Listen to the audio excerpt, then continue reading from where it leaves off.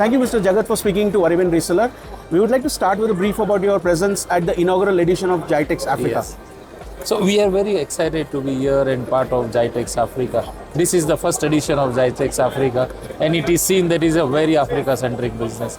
We are seeing a lot of African dealers, resellers, and executives here, mostly vendor, Africa specific, very specific to Africa. So this has really been a very important event for us. One of the kind of the event we were looking forward always, and at that mega scale, nobody is planned in Africa before. So we are very excited to be here.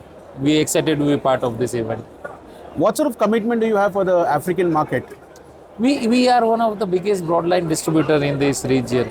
And every country that we present, we have in-house team, in-house people, and in-house warehousing facilities. So this is where we keep on developing the market, going in-country in all the market.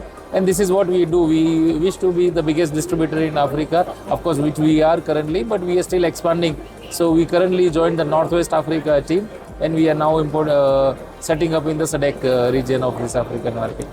This is the second day of the event. What has been the experience been so far? Oh, wow. We have seen a lot of African dealers who has had an exponential interest in this part of. First day was really good. We had a lot of VIPs and a lot of vendor-oriented event. But today is even more important because we are seeing so many of dealers and resellers have actually shown interest in this part of the world. Some of them we would never see will be here, but yes. And then not only people from Africa, I'm seeing a lot of people from Europe and US as well, and Middle East, which shows the importance of the continent and how the industry is evolving in this part of the world.